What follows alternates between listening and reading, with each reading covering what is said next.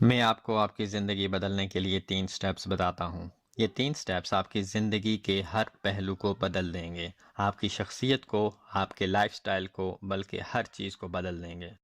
سب سے پہلے چیزوں کے بارے میں جاننے کی کوشش کریں کہ وہ کیسے کام کرتے ہیں۔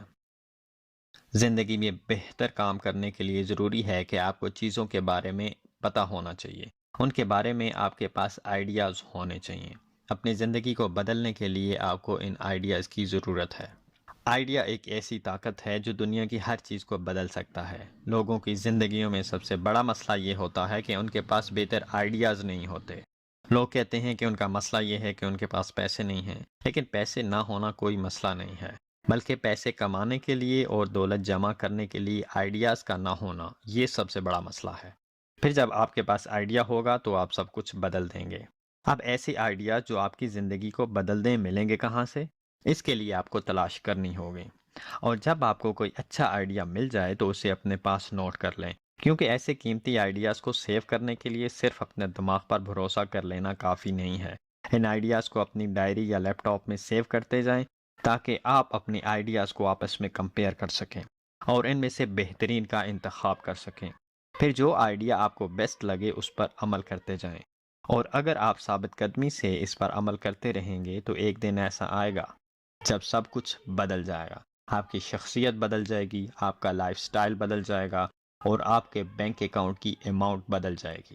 لیکن اس کے لیے ضروری ہے کہ آپ آئیڈیاز کو ڈھونڈتے جائیں، انہیں محفوظ کرتے جائیں اور یہ جانتے جائیں کہ چیزیں کیسے کام کرتی ہیں۔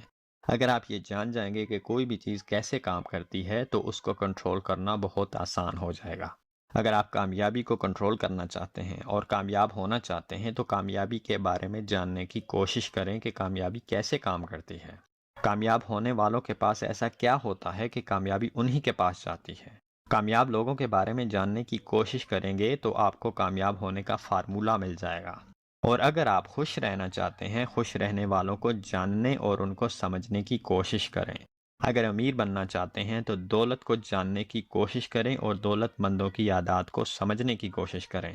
ان باتوں کو صرف قسمت پر مت چھوڑیے، بلکہ ان کو جاننے کی کوشش کیجیے۔ کچھ لوگ ہاتھ پہ ہاتھ رکھ کے بیٹھے رہتے ہیں اور دن کو گزار دیتے ہیں، لیکن اس سے کوئی فائدہ نہیں ہوگا، کچھ بھی نہیں بدلے گا۔ آپ کو ان چیزوں کے بارے میں جاننا پڑے گا جو آپ کے مالی حالات کو بدل سکتی ہیں۔ اسی طرح پرسنل لائف اور سوشل لائف کو بدلنے کے لیے آپ کو چیزوں کے بارے میں جاننا پڑے گا۔ اب یہ بھی ہو سکتا ہے کہ جو کچھ آپ جانتے ہیں ان ساری باتوں پر آپ عمل نہ کر سکیں، لیکن ضروری یہ ہے کہ جو کچھ آپ کر سکتے ہیں اس کا علم آپ کے پاس ضرور ہونا چاہیے۔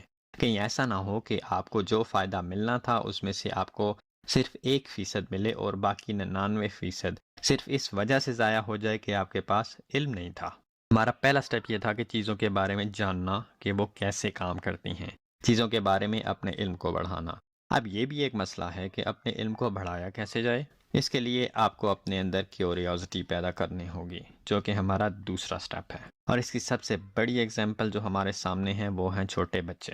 اگر کوئی بچہ کچھ جاننے کی کوشش کرتا ہے تو آپ کے خیال میں اس کے لیے وہ کیا کرتا ہے؟ وہ کوشچن کرتا ہے۔ آپ اس کے 10 سوالوں کا جواب دے کر مطمئن ہو جاتے ہیں کہ آپ نے اسے سب کچھ بتا دیا، لیکن اس کے بعد بھی اس کے پاس 10 سوال اور ہوتے ہیں۔ اسی ایک کوالٹی کی وجہ سے بچوں کے اندر یہ صلاحیت موجود ہوتی ہے کہ آپ انہیں جو کچھ سکھانا چاہیں وہ سیکھ جاتے ہیں، اور جتنا کچھ سکھانا چاہیں وہ سیکھ سکتے ہیں۔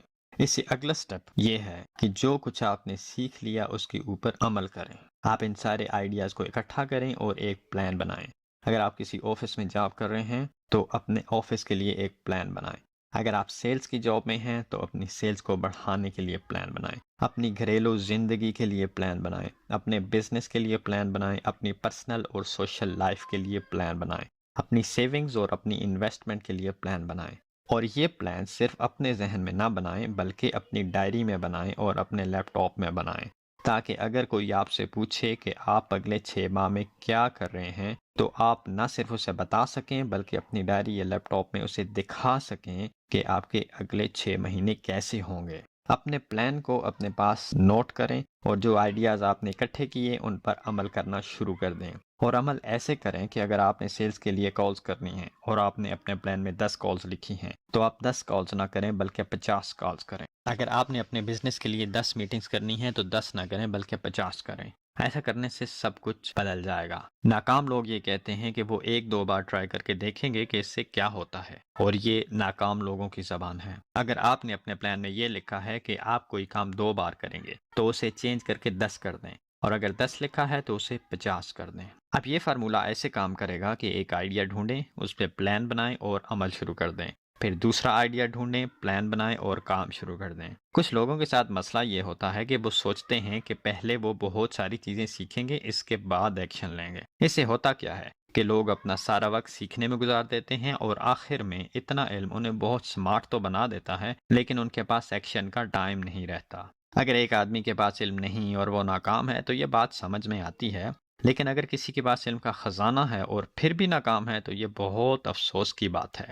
اپنے علم کو صرف علم کی حد تک محدود نہ رکھیں ورنہ ناکام رہیں گے، بلکہ اپنے علم کو عمل کی طرف لے کر جائیں تو کامیاب رہیں گے۔ دنیا میں بے شمار طرح کی دولت موجود ہے، اور اگر آپ یہ چاہتے ہیں کہ اس دولت کا کچھ حصہ آپ کی طرف بھی آئے تو اس کے لیے ضروری ہے کہ اپنی آئیڈیاز پر فوراً عمل کریں۔